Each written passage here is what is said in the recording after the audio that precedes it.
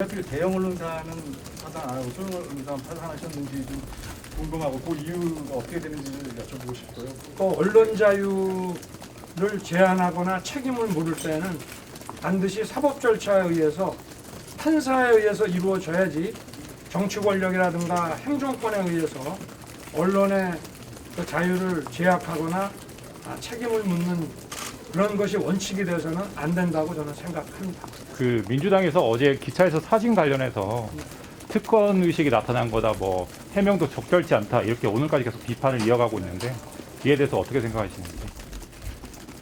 국가 지도자가 되려고 하는 사람이나 또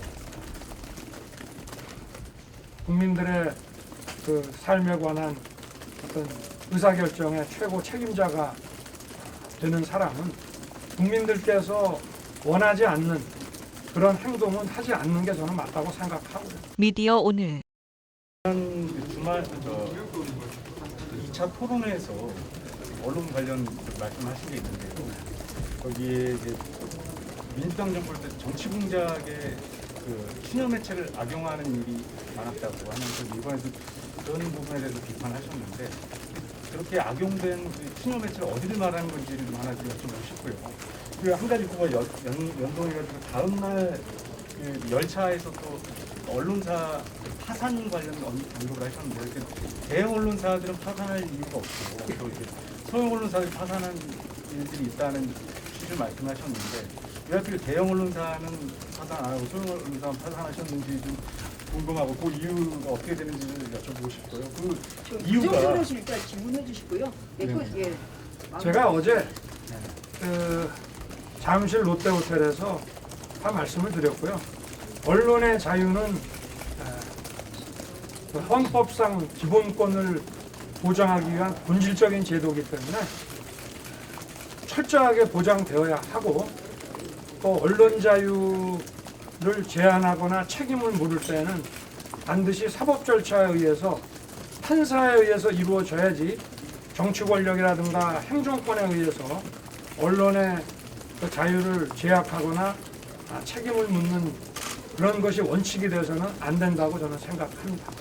다음 질문 부탁드립니다. 가수 안치환 씨가 마이클 잭슨 닮은 여인이라는 노래를 내셨는데 이게 후보자님 배우자의 그런 외모를 좀 비하한다라는 얘기가 나오고 있는데 여기에 대해서는 좀 어떤 입장이신지요?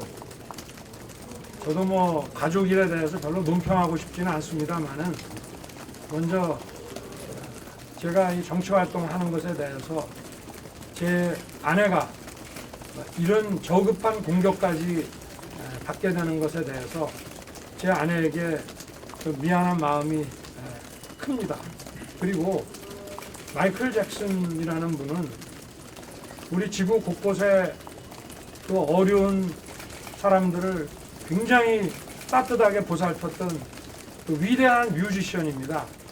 그런 위대한 뮤지션을 이런 저급한 공세에 소환한다는 것이 너무 엽기적이고 참 그런 일을 벌이는 그런 분들의 그 정말 그 어떤 인격과 그 수준에 참 어이가 없습니다. 아니 뒤쪽 기자님들 중에 예, 황교 기자님. 네, 연합뉴스TV 서영석입니다. 아까 전에 국정원에서 메인 서버 교체를 추진할 계획이라면서 국민의힘에서 주장을 했었는데요. 국정원에서는 사실 무근이라고 반박하고 있습니다. 후보님 입장이 궁금합니다.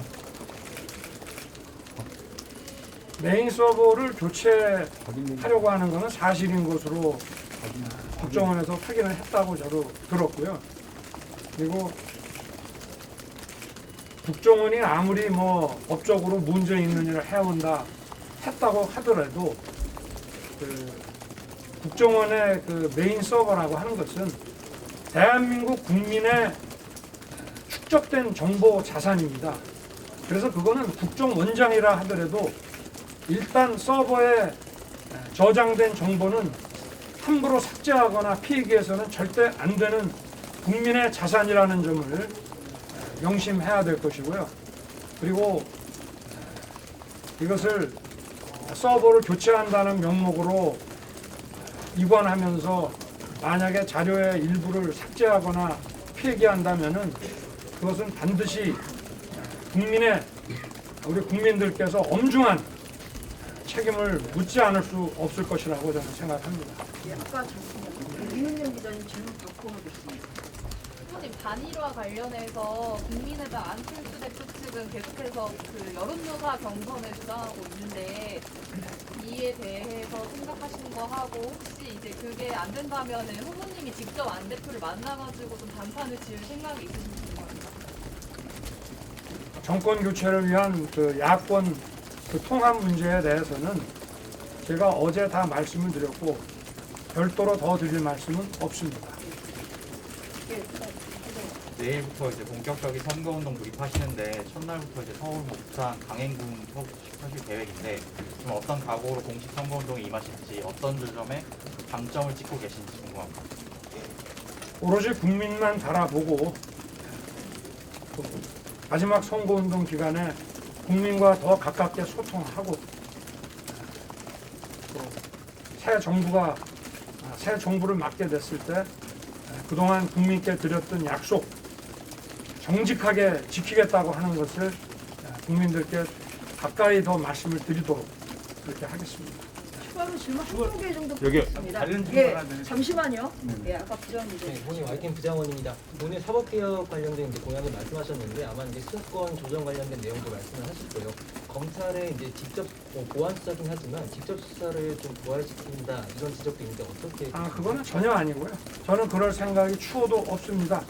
다만 경찰에서 불기소 종결하고 기록만 보낸 것을 검찰이 일정 기간 동안에 검토해서 재수사 요청을 하게 돼 있는데 거기서 국민의 권리가 제대로 구제되지 못하고 사건이 핑퐁을 하게 될 때는 법원 간의 협의체를 통해서 수사가 이루어지도록 그렇게 하겠다는 말씀입니다. 예, 마지막 질문 받겠는데 안 하시는 기자님들 저- 중에서 예, 있으시면 받겠습니다. 그 민주당에서 어제 기차에서 사진 관련해서 특권 의식이 나타난 거다, 뭐 해명도 적절치 않다 이렇게 오늘까지 계속 비판을 이어가고 있는데 이에 대해서 어떻게 생각하시는지. 국가 지도자가 되려고 하는 사람이나 또 국민들의 그 삶에 관한 어떤 의사결정의 최고 책임자가 되는 사람은 국민들께서 원하지 않는 그런 행동은 하지 않는 게 저는 맞다고 생각하고요. 제가 이런 부분에 대해서는 늘 더 유의해 나가도록 그렇게 할 생각입니다. 예, 다음 일정 있으셔서 이 정도로 아까 마무리하겠습니다. 질문 한 가지 예, 말씀 아니요. 방금 예, 관련해서 이동하겠습니다. 예, 수고 많으셨습니다.